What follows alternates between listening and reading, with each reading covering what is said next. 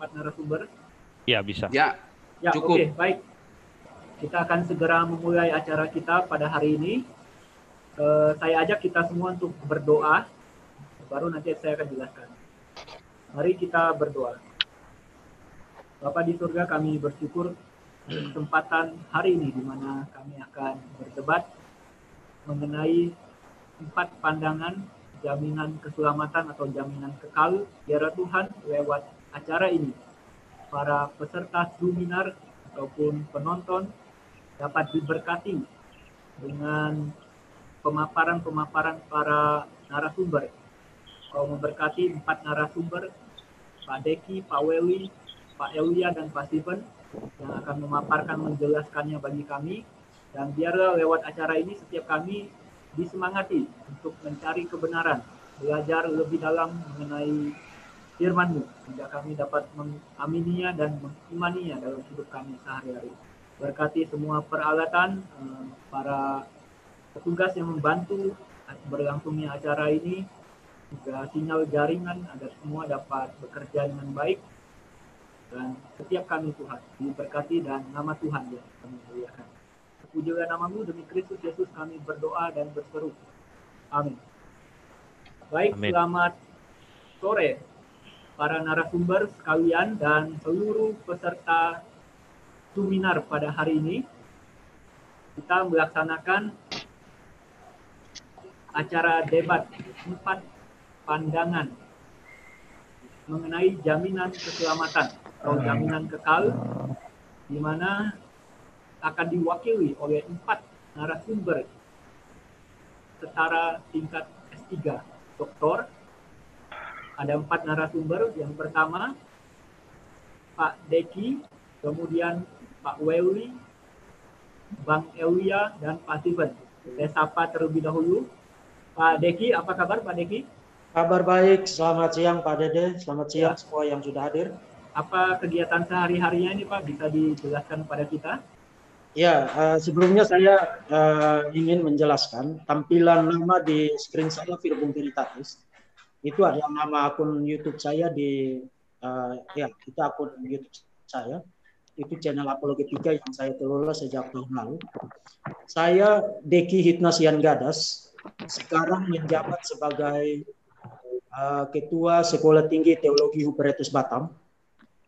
Dan waktu saya mayoritas mengurus STP ini sambil juga menggunakan waktu luang untuk melayani sebagai apologet, khususnya apologetika Kristen Islam melalui channel saya Virbung Veritatis, dan itu sampai saya menamakan Virbung Veritatis. Nah, saya kira itu dulu yang bisa saya kasih tahu kepada saudara-saudara sekalian. Ya, terima kasih. Ini Pak Deki, Ketua STT Huperetus di Batam. Kemudian kepada Pak Wewi, jaringannya. Pak Wewi, ya, bisa memperkenalkan. Selamat siang dirinya, untuk Pak. kawan-kawan Ya. yang ada di room, Zoom, dan juga para pemirsa. Nama saya Weli Pandensolang, Ketua STT Agapes Jakarta. Ada beberapa cabang kampus ini, tapi mereka sudah melaksanakan secara otonom, walaupun dibantu oleh STT Agape Pusat. Jadi setiap harinya mengurus kampus dan hari Minggu menggembalakan satu jemaat. Saya kira itu saja. Ini Pak Wewi, Yang lainnya nanti sesudah ini. Jakarta Timur ya Pak? Kampusnya Jakarta Timur, Jalan Otista 125, 127, Jakarta Timur. Oke, baik. Terima kasih Pak Wewi. Kemudian ke Pak Steven, apa kabar Pak Steven? Ya, kabar baik Pak Dede, dan juga selamat siang kepada semua yang sudah hadir di sini.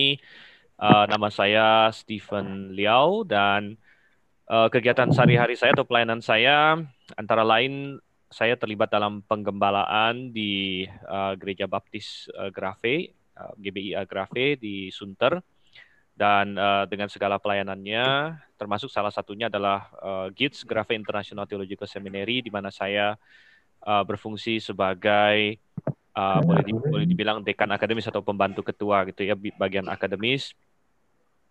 Dan waktu saya kebanyakan mengajar, kemudian ada penggembalaan juga, Dan saya juga terlibat dalam sosial ya, Yayasan Peka, kita ada panti asuhan dan lain sebagainya. Jadi itu adanya di Jakarta Utara begitu. Oke. Terima kasih Dr. Steven dari STT Grape, salah satu gembala. Jelek sekali jaringannya. Kemudian kepada Pak Ewi Tambunan, apa kabar Bang Ewi Tambunan? Baik. Suara. Bagaimana bisa memperkenalkan diri kepada kita semua ini, Pak? Baik, nama saya masih sama, Elia Tambunan. Saya dosen di STT Salatiga dan saya pendeta di Gereja Pantekosta di Indonesia. D-nya D kecil itu ya, teman-teman di Sumatera nanti marah dia. Dia di sana bisa. GPDI. Terus saya sebelumnya gembala sidang di gereja. Saya bikin sendiri kan, GPDI kan tukang merintis gereja itu di Yogyakarta di daerah Kauman sana di dekat Muhammadiyah berdiri, saya bikin gereja di situ, Bang. Terus saya pindah ke Salatiga karena nggak punya bakat jadi gembala sidang, nggak cocok lah, nggak bisa janggutan kan kayak gini. Terus saya dengan istri mendirikan Jungle School. Jadi sekarang saya gembala sidang di Jungle School sekarang ada 18 negara dengan 142 anak di Jungle School. Jadi lebih asik. Oke, terima kasih Bang Ewi Tambunan mendirikan Jungle School sama istri dan beberapa teman. Jadi ada beberapa saudara sih yang bergabung ya. Sudah biasa hidup di hutan, suasana yang mengasihkan bagi beliau. Baik, terima kasih kepada 4 narasumber, para peserta sahabat kebenaran, saya sebut saja sahabat kebenaran semua. Terima kasih atas atensi Anda untuk acara ini. Saya akan menjelaskan urutan acara kita, yaitu pertama paparan masing-masing narasumber 7 menit. Kemudian ada sesi 1 narasumber bertanya kepada 3 narasumber lainnya selama masing-masing 20 menit. Totalnya jadi 20 menit dikali 4, 80 menit. Kemudian ada tanya jawab penonton kepada 4 narasumber. Di bagian ini mohon nanti para penanya, yaitu peserta seminar sahabat kebenaran, mempersiapkan hanya 1 pertanyaan saja dan mohon ditujukan spesifik kepada narasumber siapa. Hanya 1 pertanyaan singkat jelas ditujukan spesifik kepada narasumber siapa. Di akhir acara nanti akan saya pilih 2 orang di antara penanya ini untuk mendapatkan hadiah pulsa 50.000. Nanti akan di akhir acara di sini. Kemudian setelah 40 menit tanya jawab penonton kepada narasumber, dilanjutkan kesimpulan masing-masing narasumber 5 menit. Baru saya tutup dengan doa dan kata-kata penutup. Cukup jelas semuanya, baik para sahabat kebenaran dan narasumber.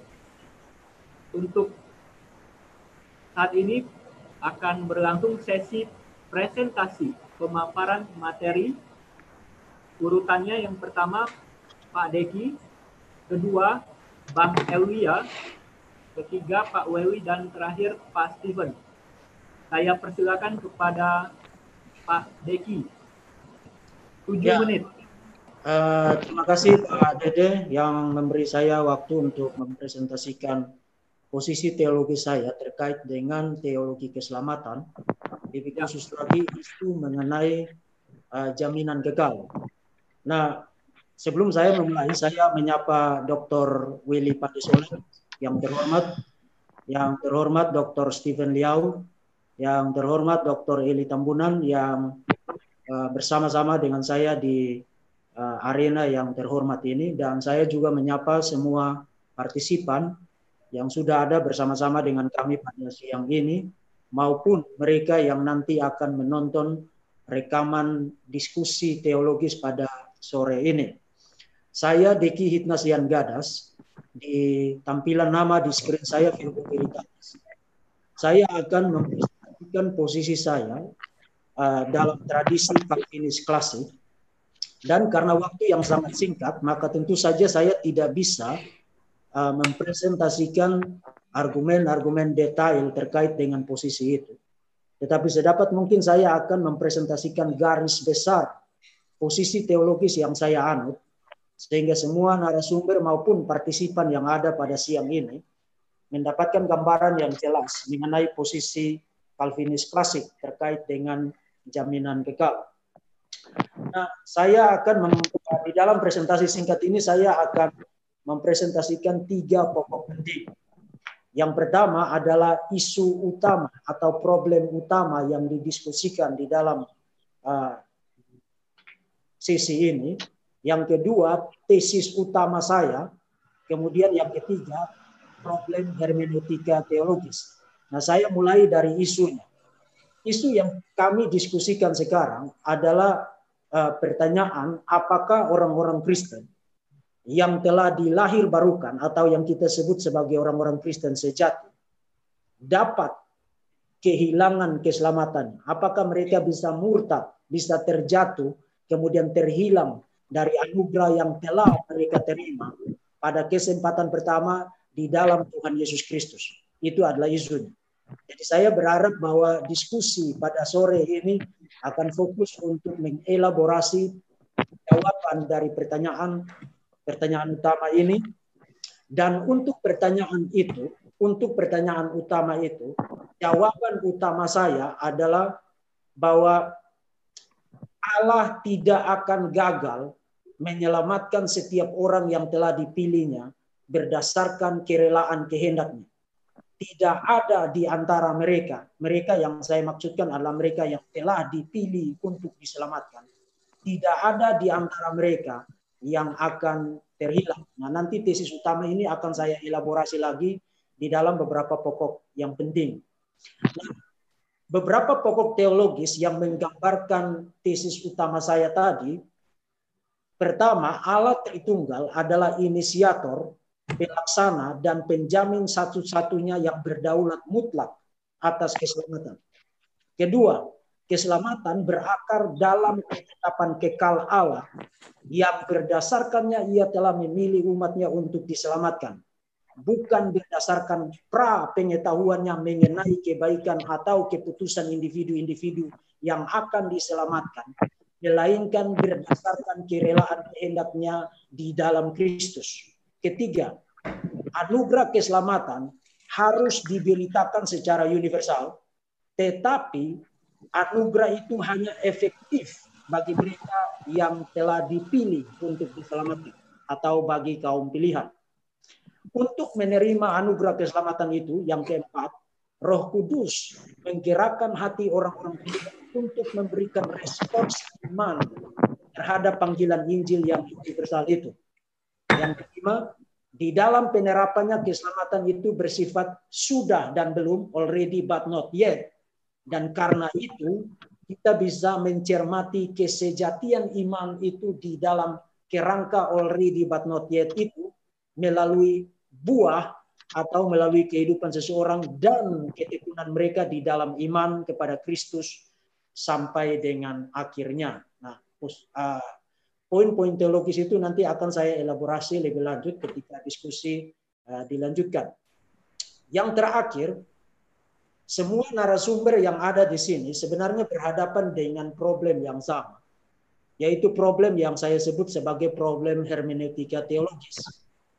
Karena di dalam Alkitab, khususnya kalau kita persempit diskusi ini, di dalam Perjanjian Baru, kita bukan hanya mendapati teks-teks yang berbicara dengan intonasi yang kuat dan meyakinkan, memberikan jaminan bagi orang-orang yang telah percaya dan dilahir barukan, memberikan jaminan bahwa mereka pasti akan diselamatkan. Misalnya Roma pasal 10, Roma pasal 6, Yohanes pasal 10, Yohanes pasal 6, Roma pasal 8, dan teks-teks yang lain.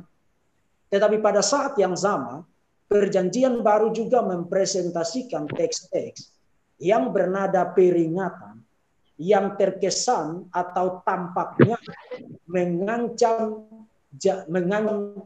hasil akhir daripada keselamatan itu sendiri, mengancam orang-orang percaya, dan tampaknya membuka peluang bahwa mereka dapat saja terhilang dari anugerah Tuhan atau dapat saja murtad dari keselamatan yang telah mereka terima di dalam Kristus.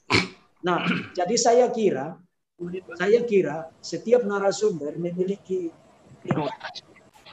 hermeneutis atau beban pembuktian untuk memberikan solusi bagaimana mendamaikan ketegangan antara teks-teks yang mengandung janji mengenai jaminan keselamatan dan teks-teks yang bernada peringatan.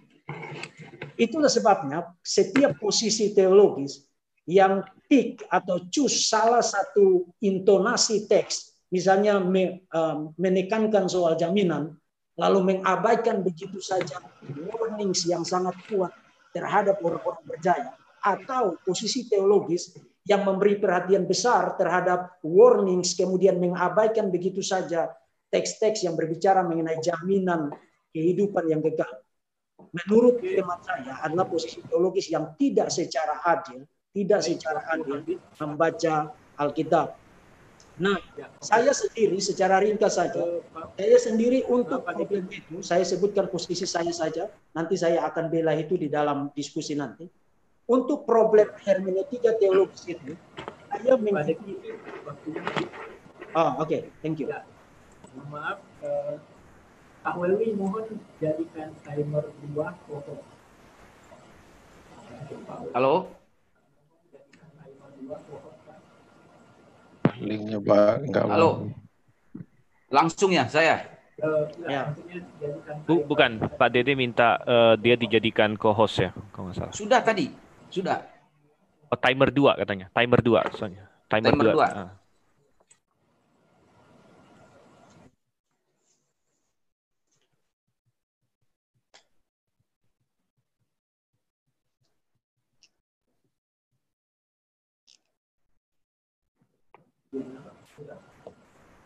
Sudah, oke.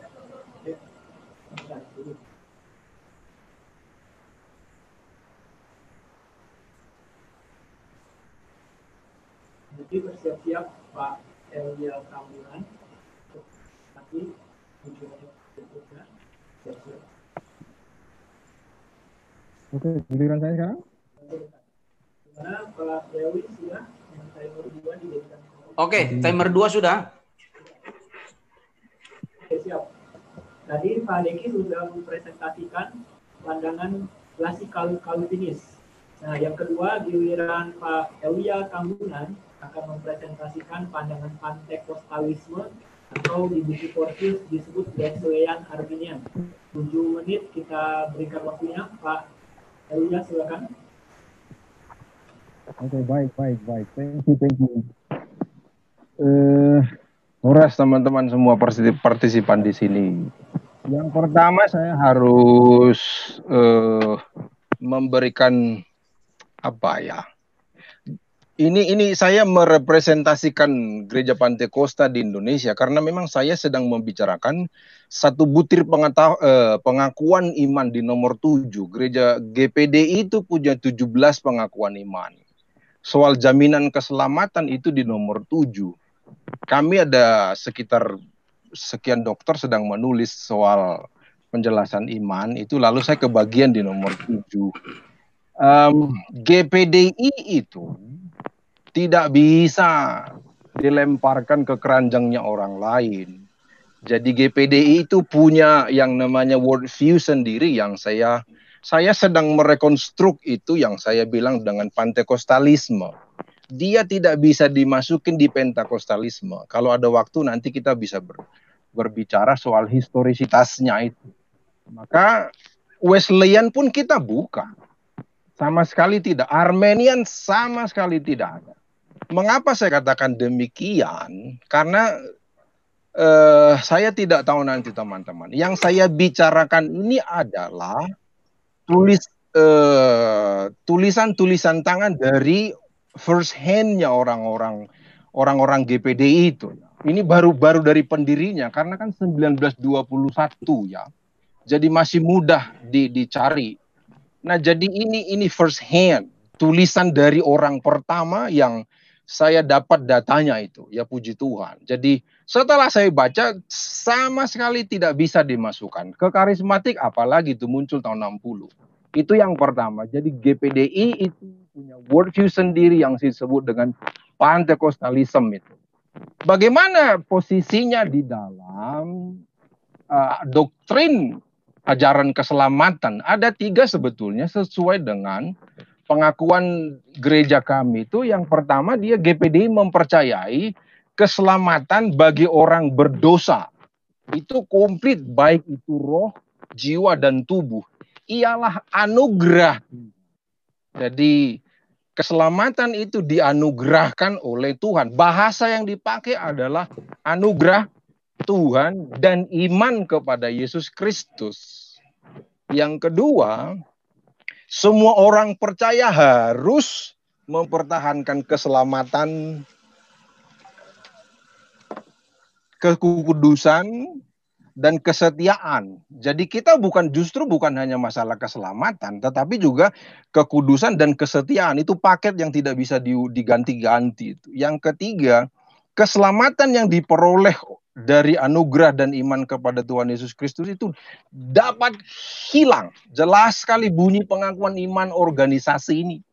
Jadi, tetapi saya ingin menjelaskan nanti bagaimana orang GPDI merepresentasikan atau membaca dirinya terhadap 3 hal tadi itu sangat dipengaruhi oleh satu hal yang kita sebut dengan mileniarisme itu. Jadi keselamatan dia tidak terlalu dekat hubungannya dengan evangelisme itu.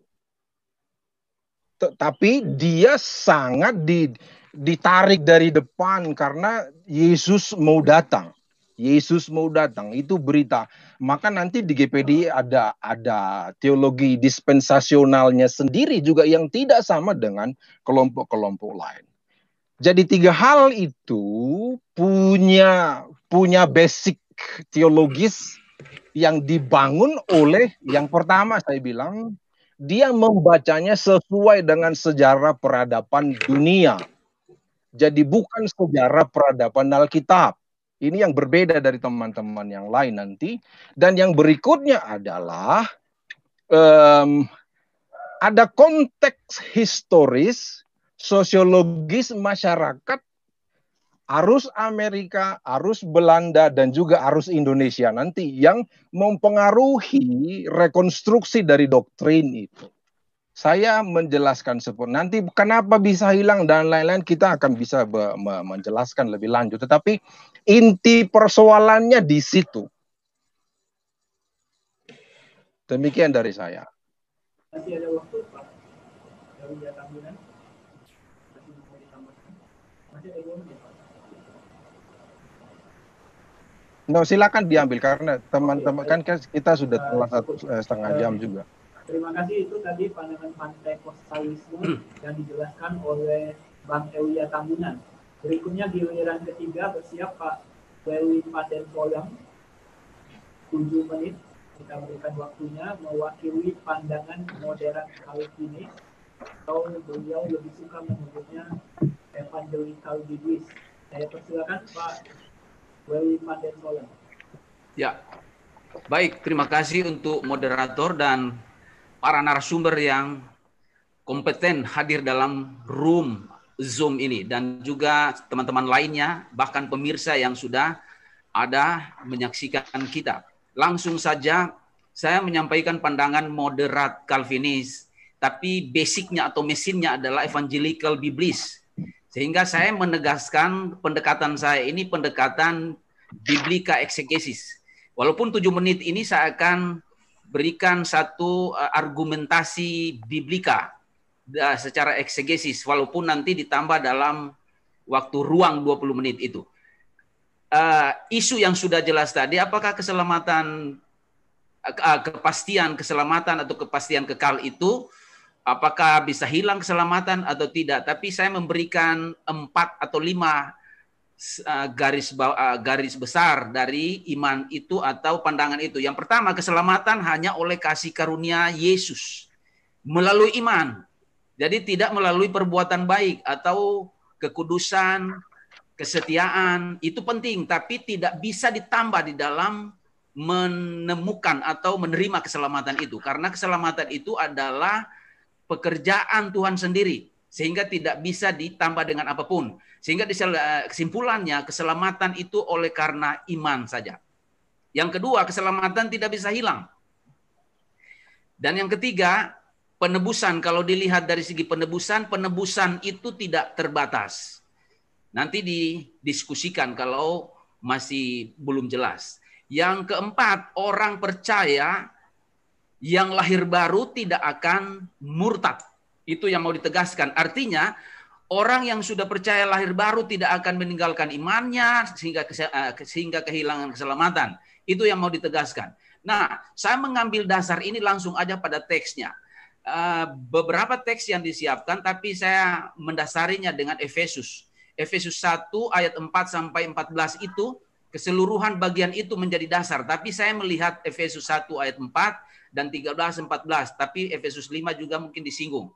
Di sana kita lihat ada 4 alasan dari draft pandangan tadi. Di dalam ayat 4 Efesus 1 kita sudah kenal dengan ayat ini, ada istilah eklego di sana, memilih. Dan di dalam ayat 4 ini kita lihat ada 2 alasan. Alasan yang kuat menyebabkan keselamatan tidak bisa hilang. Di dalam ayat 4 ini kita lihat waktu dan lokus tindakan penyelamatan. Kalau kita lihat ayat itu, dipakai di sana prokosmo. Prokosmo berarti sebelum dunia ada. Sebenarnya bukan sebelum dunia ada. Dikatakan di sana prakataboles. Itu kata boles itu pondasi bumi. Jadi sebelum pondasi bumi dilantak, kata Ayub, sebelum pondasi bumi, lain menerjemahkan sebelum dunia diciptakan. Tapi sebelum pondasi bumi dibuat Tuhan, orang percaya sudah dipilih, orang yang selamat sudah dipilih. Sehingga di sini kita melihat bahwa pondasi bumi belum ada orang, belum ada kekudusan yang menjadi syarat, belum ada kesetiaan dan etika yang diperhitungkan oleh Tuhan. Tidak ada orang yang bisa berbuat itu. Jadi sudah final sebelum pondasi bumi dilantak. Itu yang kita lihat hal pertama dari waktu dan lokus tindakan penyelamatan. Hal kedua dari tindakan penyelamatan itu adalah pemilihan penyelamatan itu en auto. En auto itu berarti alamatnya Yesus. Orang yang diselamatkan itu harus ketemu Yesus. Bukan ketemu perbuatan baik, bukan ketemu kekudusan, kesetiaan, atau apa saja. Alamatnya jelas, keselamatan itu di dalam Yesus. Lalu ada lokasi lagi, ada lokus kedua. Di dalam penyelamatan itu, ayat 4, Efesus 1 itu en agape.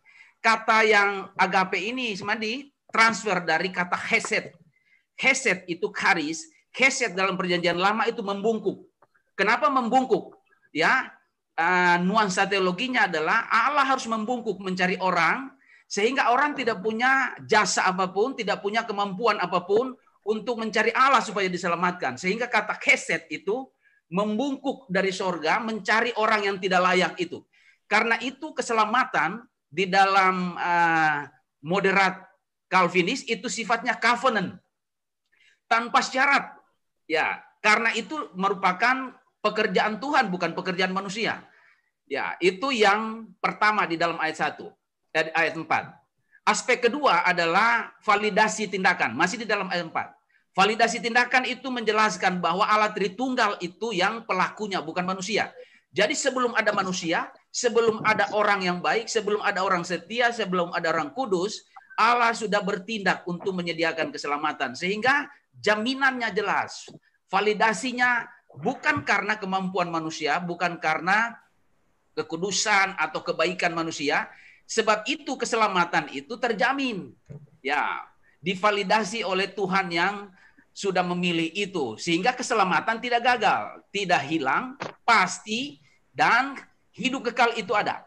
Lalu di dalam ayat 4 itu, kalau kita melihat karakter kata exelexato dari eklego tadi, ada, kalau kita melihat di situ ada karakter ini. Karakter modus. modus indikatif, kita semua tahu kalau modus indikatif itu menjelaskan kepastian, bukan kemungkinan besar, bukan kemungkinan kecil, bukan juga tidak ada kemungkinan lalu imperatif, perintah. Tapi modus di sana dipakai indikatif, menunjuk kepada kepastian. Jadi aspek satu dari kata exelexato ini menjelaskan bahwa pemilihan penyelamatan itu bukan kemungkinan besar, bukan kemungkinan kecil, tapi pasti. Lalu kemudian kalahnya auris. Auris ini adalah tindakan yang dibuat oleh Allah sebelum dunia ada, sebelum manusia ada, jadi tidak ada campur tangan manusia penyediaan keselamatan. Tindakan auris ini bukan dibuat Tuhan dalam sejarah, bukan dibuat Tuhan dalam perjanjian lama dan perjanjian baru, tapi dibuat Tuhan sebelum dunia ada, sebelum perjanjian lama, perjanjian baru ada. Sehingga tidak ada jasa, ada kontribusi apapun dari manusia, karena kata auris mengunci kemungkinan orang untuk berdalih bahwa keselamatan itu adalah hasil usaha. Lalu kemudian diatesis, dalam kata memilih itu, diatesis, medial. Medial itu artinya Allah bertindak untuk dirinya sendiri. Pak Sehingga, waktunya sudah habis. Oke. Jadi kesimpulannya bahwa keselamatan tidak bisa hilang karena kasih anugerah, sebab Dia yang bertindak, melakukan semuanya, bukan manusia. Baik, terima kasih kepada Pak Wewi yang sudah mewakili pemaparan moderat Calvinis atau Evangeli Calvinis. Berikutnya, 7 menit yang terakhir untuk presentasi ini, Dr. Stephen Einstein Liao mewakili pandangan fundamental baptis. Saya persilakan, Dr. Stephen. Oke, baik. Terima kasih. Salam pada semuanya. Terima kasih para narasumber yang mendahului saya yang sudah menyampaikan pandangannya masing-masing. Dan dari semua yang tadi dikatakan, saya mencatat ada banyak pernyataan-pernyataan yang saya setujui dari ketiga narasumber, gitu ya. Namun demikian ada beberapa perbedaan yang mendasar. Jadi saya mewakili di sini pandangan yang saya sebut ya kelompok saya yaitu baptis fundamental. Dan dalam pandangan kami, keselamatan itu adalah anugerah Tuhan, dan keselamatan itu anugerah Tuhan namun harus diterima. Jadi tidak otomatis, melainkan Tuhan menuntut tanggung jawab manusia, yaitu manusia harus menerima. Menerima itu dengan cara percaya, dan percaya itu menurut Alkitab bukanlah suatu jasa atau usaha kita. Jadi Alkitab dengan tegas. Oleh karena itu pertanyaannya, bisakah keselamatan hilang? Nah, kami tidak begitu suka dengan istilah hilang, karena kenapa? Hilang itu konotasinya kayak dompet kita hilang, gitu kan? Jadi sepertinya kita tidak tahu apa-apa, hilang. Jadi kita tidak memakai istilah hilang, namun kami berkata bahwa keselamatan bisa dilepas. Keselamatan bisa dilepas oleh seseorang. Kenapa? Karena ada tanggung jawab manusia. Dan saya ingin men-share, nggak bisa share ya. Sebenarnya saya ingin men-share screen. Boleh nggak saya share screen? Tolong host. Nanti akan berubah, Pak. Karena ada materi nih. Oke, atau begini saja. Ya, sambil menunggu, begini. Keselamatan itu bersyarat, itu nomor satu. Kenapa kita tahu keselamatan itu bersyarat? Karena ada dua premis. Satu, kita membaca bahwa Alkitab itu mengatakan Tuhan ingin menyelamatkan semua manusia. Nah, itu ada ayat yang sangat jelas. Tuhan ingin menyelamatkan semua manusia. Dua, namun kita membaca juga bahwa tidak semua manusia diselamatkan. Berdasarkan dua premis ini, maka kita tahu keselamatan itu pasti bersyarat, gitu. Karena Tuhan ingin selamatkan semua manusia, tapi kemudian tidak semua manusia selamat. Nah, sebagian teologi, misalnya teologi Calvinis, mereka menyelesaikan ini dengan mengatakan Tuhan tidak ingin menyelamatkan semua manusia, makanya tidak semuanya selamat. Tetapi menurut hemat saya itu bertabrakan dengan banyak ayat yang mengatakan bahwa Tuhan ingin menyelamatkan semua manusia, Tuhan ingin semua manusia selamat, gitu. Masalah ini diselesaikan oleh kelompok universalis dengan mengatakan semua manusia selamat. Jadi Tuhan ingin selamatkan manusia, akhirnya semua manusia selamat. Itu menjadi posisi universalis. Nah, itu juga salah. Jadi bagaimana kita bisa memegang dua kebenaran Alkitab ini? Tuhan ingin selamatkan semua, tapi tidak semua selamat. Satu-satunya adalah dengan cara mengatakan bahwa keselamatan itu bersyarat. Gitu. Ada syarat yang Tuhan tetapkan. Dan syarat itu jelas di dalam Alkitab banyak sekali, yaitu syarat itu adalah percaya. gitu ya, percaya kepada Tuhan Yesus Kristus, dan itu banyak sekali ayatnya, tidak habis kalau kita bahas. Dan Alkitab dengan tegas mengatakan percaya itu bukanlah suatu usaha, bukanlah suatu jasa manusia lah begitu, bukan jasa manusia. Nah, ini berkaitan langsung dengan masalah jaminan keselamatan gitu ya. Karena keselamatan itu bersyarat bahwa seseorang harus percaya, seperti yang tadi dikatakan oleh pembicara pertama, seolah-olah ada ketegangan antara ayat-ayat yang memberikan jaminan, kemudian ayat-ayat yang memperingatkan. Gitu. Saya setuju bisa saja ada ketegangan, tetapi sebenarnya ini bisa diselesaikan kalau kita memahami semua ayat yang memberikan jaminan kepada orang, ya, jaminan itu ditujukan kepada siapa? Itu yang kita tanya dulu. Jaminan itu selalu ditujukan kepada orang yang percaya. Orang yang percaya dijamin Tuhan akan memelihara dia.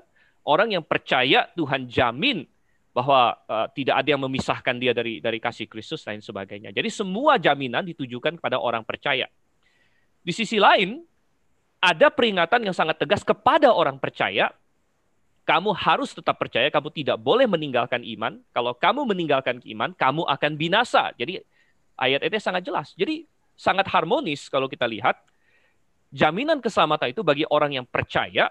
Kalau dia percaya, dia akan selamat pasti. Dan tapi Tuhan bilang, kamu tidak boleh meninggalkan iman. Kamu tidak boleh melepas kepercayaan. Itu ada ayatnya juga. Ya. Salah satu yang paling jelas, misalnya Ibrani 6, ayat 4-6. Di mana di situ jelas sekali orang yang sudah diselamatkan, sudah diterangi hatinya, sudah mengecap ya, karunia Tuhan, sudah mendapat bagian dalam Roh Kudus. Kalau tadi dikatakan orang percaya dimeteraikan Roh Kudus, ini mendapat bagian dalam Roh Kudus. Namun yang murtad tidak dapat dibaharui sekali lagi. Ada kata sekali lagi di situ, kata palin, sangat jelas di dalam bahasa Yunaninya. Berarti orang ini orang yang sudah diperbaharui. Tidak dapat diperbaharui sedemikian lagi, sehingga dia bertobat, gitu ya. Dan banyak orang mencoba mengatakan, oh ini bukan orang yang sudah diselamatkan, ini hanya orang yang dengar-dengar Kristen atau Kristen KTP, gitu. Namun kita bilang, kalau kita eksegesis dengan benar perikop itu suatu hal yang mustahil kita sampai kepada kesimpulan itu. Ada 5 partisiple yang dipakai untuk menggambarkan orang ini. Yang pertama, dia adalah orang yang sudah diterangi hatinya, diterangi ya, fotis tentas. Kalau kita melihat di dalam Ibrani, itu sangat jelas itu mengacu pada orang yang sudah diselamatkan. Dia sudah mengecap. Nah, orang bilang, oh mengecap, belum benar-benar telan. Tapi bukan begitu cara kitab Ibrani memakai kata mengecap. Karena di dalam Ibrani 2 ayat 9 dikatakan Yesus sudah mengecap kematian. Nah, mengecap di situ artinya mengalami sepenuhnya kematian. Ya, jadi ayat itu sangat jelas. Dan karena waktu yang sangat singkat sekali, tentu kita tidak mungkin membahas semua ayat begitu. Namun saya hanya ingin mengambil kesimpulan begini. Sebenarnya waktu para rasul menulis surat, mereka bukan menulis suatu sistematika teologi. Jadi Paulus menulis surat, tujuan dia bukan menulis sistematika teologi, dia menulis untuk menjawab keperluan jemaat, misalnya keperluan jemaat Korintus, keperluan jemaat Efesus, dan sebagainya. Nah, dari situlah, dari keperluan-keperluan itu kita bisa menarik kesimpulan sistematika teologi kita. Nah, tetapi khusus untuk surat Ibrani, keperluannya apa? Ya, jadi kitab Ibrani adalah kitab di dalam Alkitab yang secara spesifik menjawab topik mengenai kemurtadan. Gitu. Karena orang-orang yang dituju itu adalah orang-orang yang sedang dalam bahaya murtad. Dan itu keperluan mereka. Dan disitulah ya, penulis, apakah Paulus atau lainnya, menggambarkan betapa dia memperingatkan supaya tidak murtad dan kemungkinan murtad itu. Oke, baik. Terima kasih. Dr. Steven sudah memaparkan pandangan fundamental baptis. Kita sudah mendengarkan para sahabat kebenaran presentasi dari 4 narasumber, dari klasikal Calvinis Pak Deki, Pentekostalisme Pak Elia Tambunan, dari Maaf Kak Dede, suara Bapak kurang jelas di saya. Oke. Bagaimana sekarang Pak suara saya? Agak kecil memang. Kita tidak bisa dengar suara Pak Dede, barangkali bisa ada cadangan mikrofon. Ya, sebentar saya ganti headset.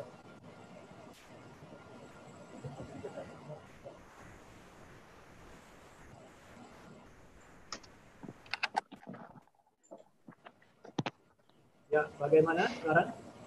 Lebih Oke. jelas. Suaranya bagaimana? Better.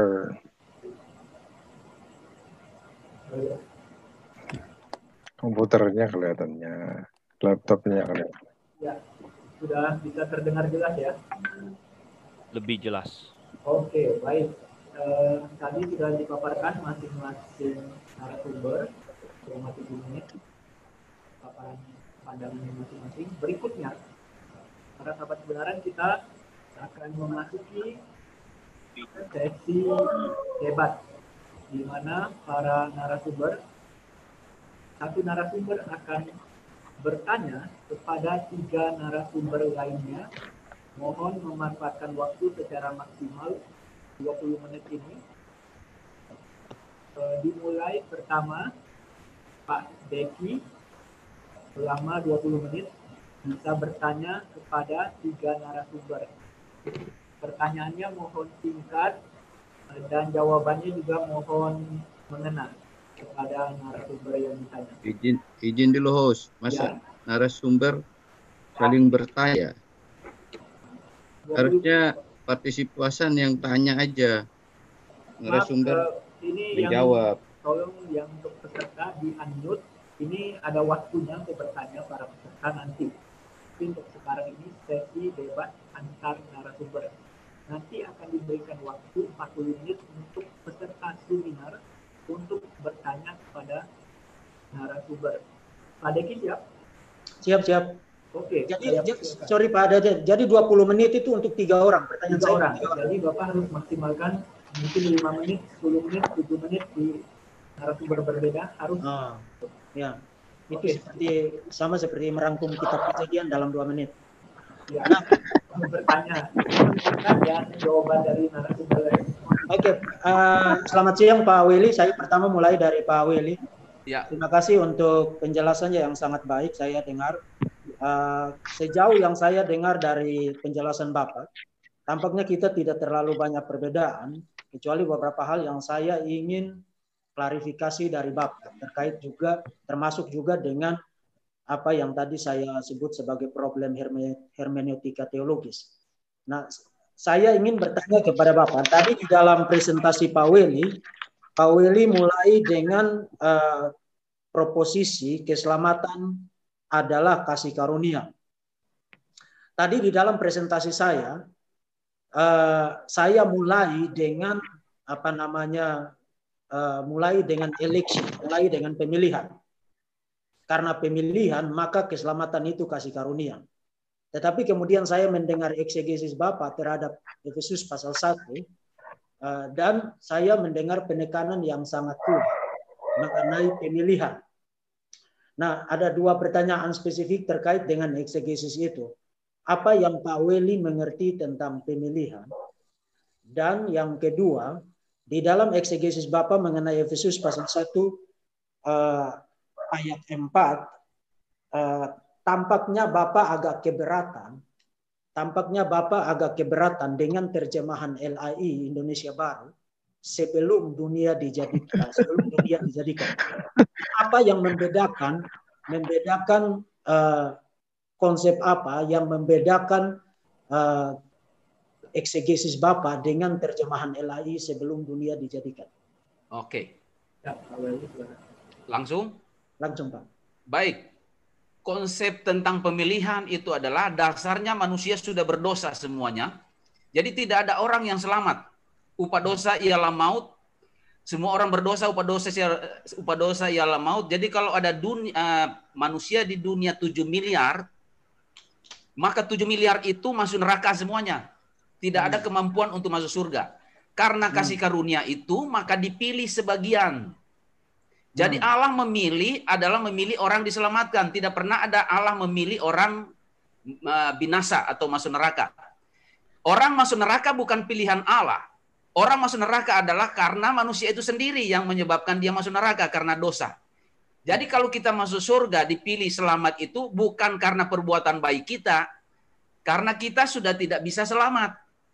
Kita tidak bisa punya kemungkinan untuk dibebaskan atau terhindar dari neraka. Karena upah dosa ialah maut, hukuman Tuhan ditegakkan. Karena Allah membungkuk itu, Chesed, maka dia memilih orang sebagian, tidak semua. Tidak semua. Sebagian orang yang diselamatkan bukan berdasarkan kebaikan orang itu, atau bukan juga seperti Pelagius. Allah memilih karena dari awalnya Tuhan sudah mengetahui orang itu akan baik dan menerima Yesus. Bukan. Tanpa punya kebaikan, tanpa punya potensi itu Allah pilih. Jadi sekali lagi dalam pemilihan, sebelum dunia ada itu, Allah tidak memilih orang yang masuk neraka, tapi memilih orang yang masuk surga. Soal masuk neraka diulang-ulangi adalah bukan pilihan, tapi pilihan manusia sendiri. Ulah manusia, ulah atau dosa manusia. Oke. Lalu yang kedua tadi mau apa tadi Pak kedua? Saya makin tua makin lupa. Apa yang membedakan terjemahan Bapak mengenai ya? Saya tidak keberatan dengan terjemahan lain, tapi saya melihat akarnya. Ya, kalau di dalam ayat yang sudah dibaca itu, khususnya ayat 4, itu kata dipakai di sana pro kata boles. Ya. Kata boles itu terjemahan utamanya adalah pondasi. Lalu kosmo itu genetif. Kata boles genetif itu rangkaian genetif, berarti pondasi bumi. Pondasi milik bumi, itu kalau genetif. Pro itu adalah preposisi yang diterjemahkan sebelum. Sebelum kata boles kosmo.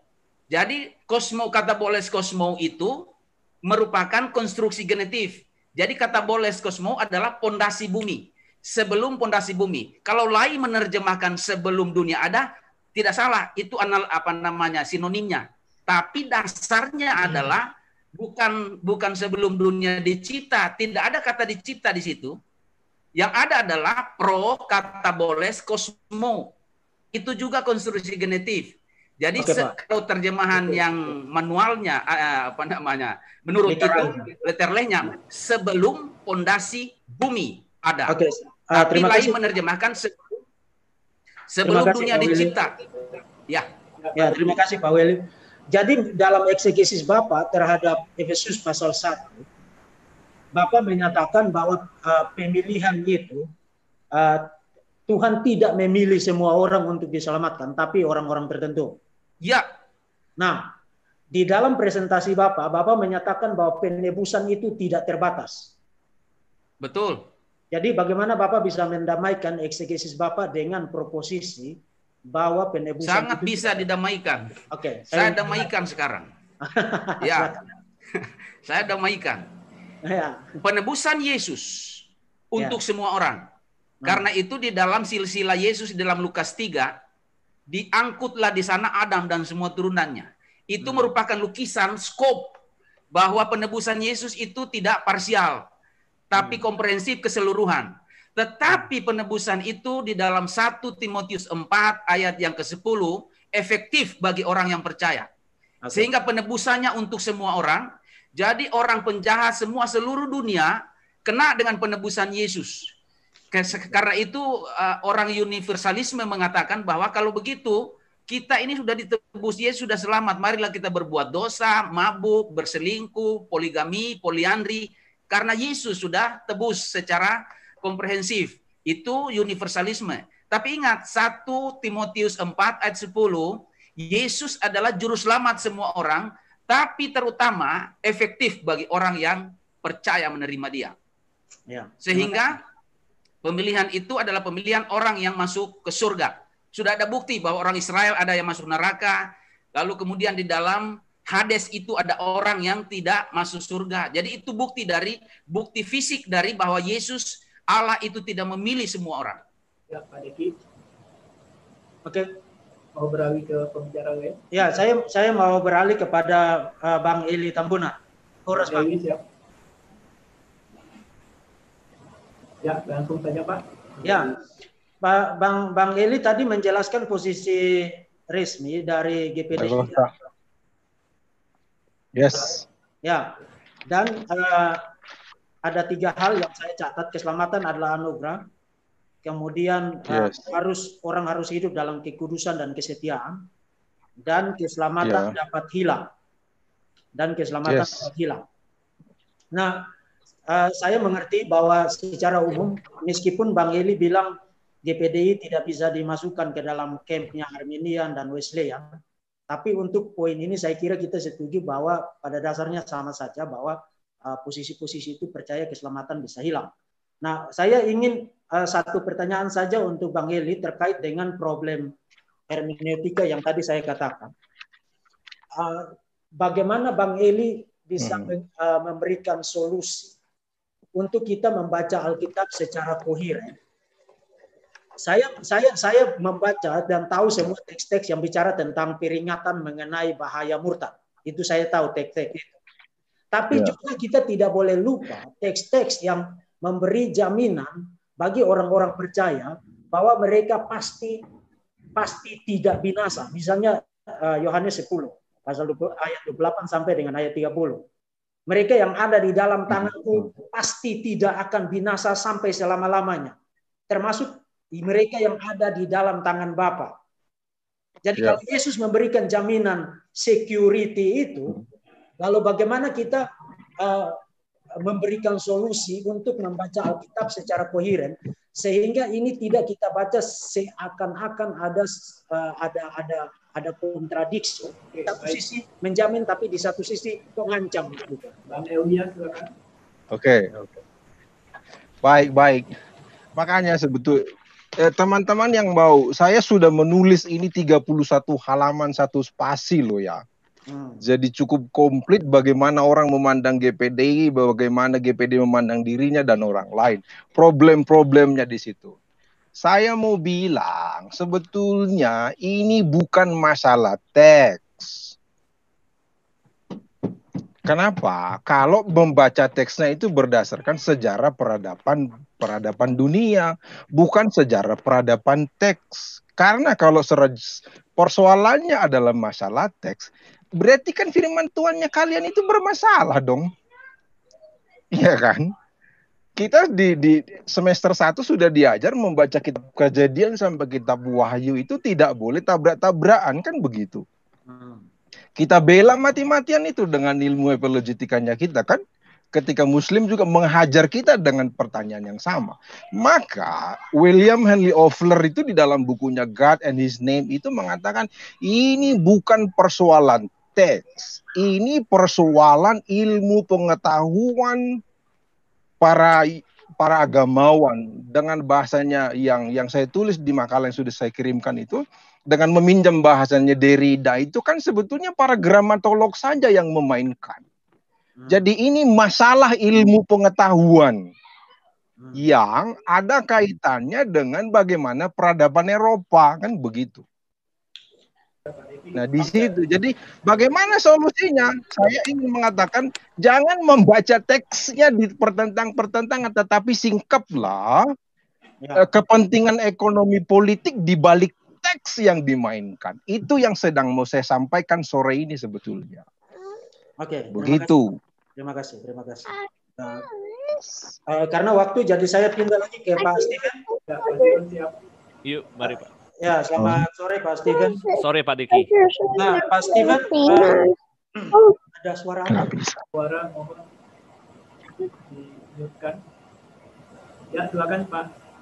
Saya ada beberapa pertanyaan penting, termasuk pertanyaan minor yang lain, tapi kira-kira pertanyaan saya ke Pak Steven juga sama, ke Pak Eli Tambunan, karena saya ingin, saya bukan sistematik teologian, saya adalah biblical teologian, jadi saya lebih tertarik untuk mendengar bagaimana kita membaca teks ini secara koheren tanpa ada kontradiksi antara warnings dan assurance yang kita baca sangat jelas ada di dalam Alkitab.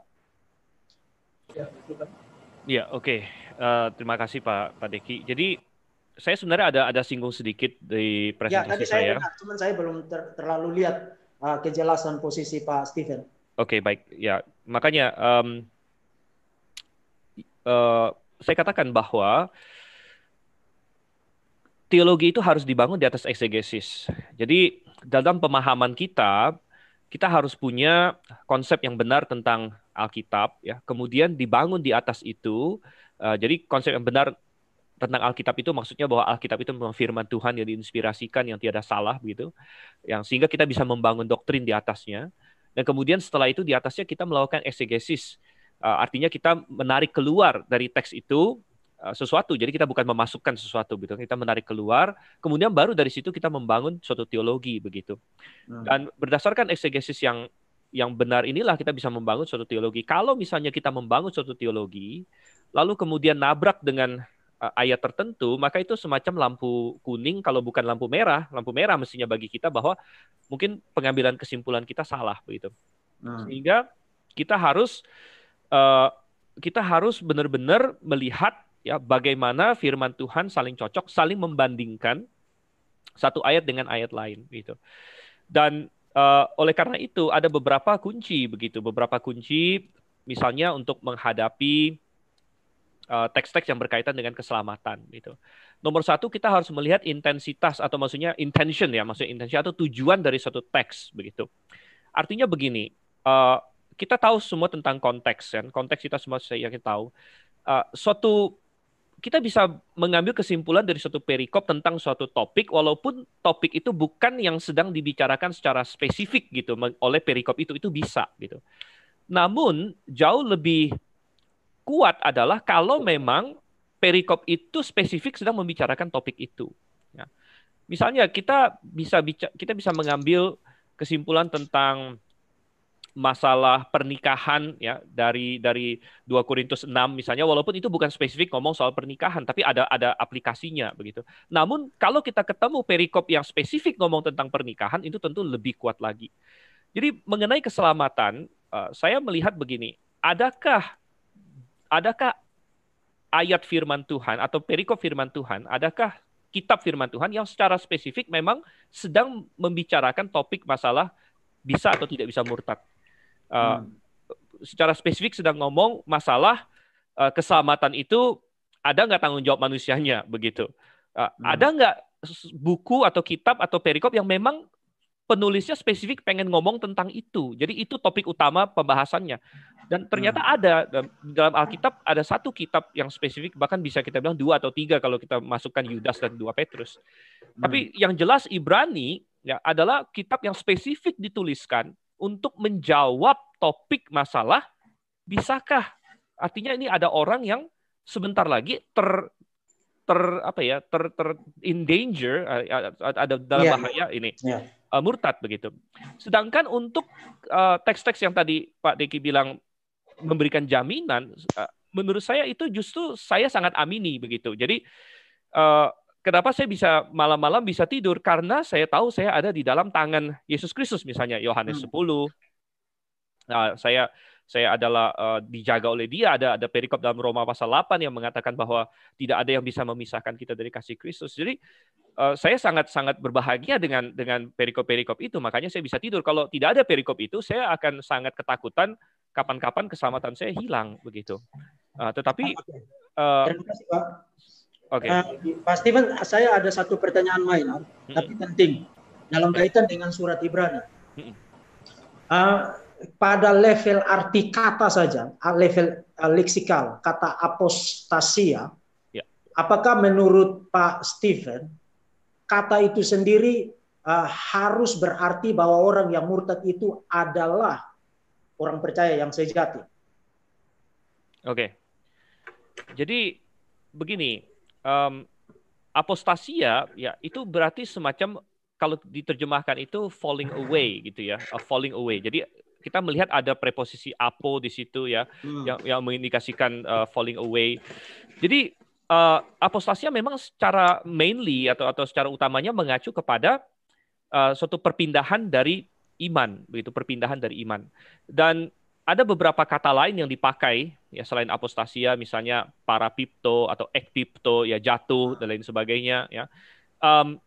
Dan kita harus melihat itu berdasarkan konteks menurut saya. Seperti ayat yang tadi saya baca ya, Ibrani 6, jelas-jelas kalau saya melihatnya secara eksegesis kita tidak bisa sampai pada kesimpulan lain bahwa ini orang yang sudah berada di dalam iman, gitu. Oke, berarti Pak Steven akan setuju dengan saya kalau saya mengatakan bahwa kalau orang itu murtad, belum tentu dia adalah orang Kristen yang sejati. Murtad dalam pengertian dia katakanlah berpindah agama. Oh, saya setuju. Belum tentu dia adalah orang Kristen sejati. Setuju. Malah saya bisa tambahkan, kebanyakan orang yang demikian, kebanyakan bukan orang Kristen sejati. Tapi Pak Stephen percaya bahwa orang Kristen sejati bisa murtad. Ada kemungkinan itu, ya. Sambil pada saat yang sama Pak Stephen percaya bahwa Tuhan menjamin keselamatan orang-orang percaya. Benar. Orang percaya. Ya. Jadi yang orang percaya yang sejati maksud saya. Misalnya benar. Yohanes pasal 10, Roma pasal 8. Benar. Jadi bagaimana Pak Stephen tidak melihat dua keyakinan itu sebagai sebuah kontradiksi? So, di pemahaman saya, percaya bahwa Tuhan menjamin keselamatan seseorang itu mengeliminasi kemungkinan orang itu terhilang dari Tuhan. Begini Pak, karena ya saya melihat dari ujung keselamatan yang awal itu sudah bersyarat begitu. Beda dengan Calvinis yang mungkin melihatnya tidak bersyarat. Artinya saya melihat bahwa iman itu adalah tanggung jawab manusia. Tanggung jawab manusia. Jadi ketika manusia pertama diselamatkan, dia kan harus beriman. Gitu. Saya rasa Calvinis juga setuju. Dia harus beriman. Ketika dia diselamatkan, dia harus beriman. Gitu. Nah, tetap iman ini sesuatu yang kayak tombol lampu Tuhan yang cetek-cetekin. Cetek kamu percaya, cetek kamu tidak percaya. Ataukah itu respon manusia gitu? Artinya manusialah yang punya tanggung jawab, dia harus percaya. Atau Tuhan yang di balik layar, trik kamu percaya, trik kamu tidak percaya, trik kamu percaya. Saya melihat itu adalah tanggung jawab manusia, gitu. Dan itu tanggung jawab manusia, maka Tuhan bilang, kalau kamu percaya, bagi orang percaya, aku menjamin ya kamu akan selamat. Tetapi oleh sebab itu tanggung jawab kamu adalah percayalah dan tetap percaya, gitu. Terima kasih Pak, saya sudah nangkap poinnya. Apa menurut Pak Stephen, Roma pasal 8 waktu bicara tentang progneo, proegno ya. Kata itu apa yang Pak Stephen mengerti tentang kata itu? Oke, jadi proegno justru di situ ya saya agak sedikit kecewa dengan terjemahan LAI di situ diterjemahkan dipilih dari semula karena proegno sebenarnya adalah foreknew ya. Jadi yang telah diketahui, dikenal dari semula gitu. Jadi dan itu berkaitan juga dengan di 1 Petrus bahwa election is according to foreknowledge, dikatakan prognosis di situ. Maaf, waktunya sudah habis Pak Deki. Maaf. Cukup untuk yang 20 menit pertama. Baik, untuk 20 menit berikutnya, ini giliran Pak Wewi Pandesolang untuk bertanya kepada 3 narasumber. Mohon pertanyaannya singkat sehingga narasumber yang ditanya bisa menjawab lebih jelas. Gitu. Pak Wewi Pandesolang siap Pak 20 menit berikutnya? Siap. Setelah Pak Wewi nanti kita akan rehat 3 menit. Silakan yang mau ke toilet, mau minum.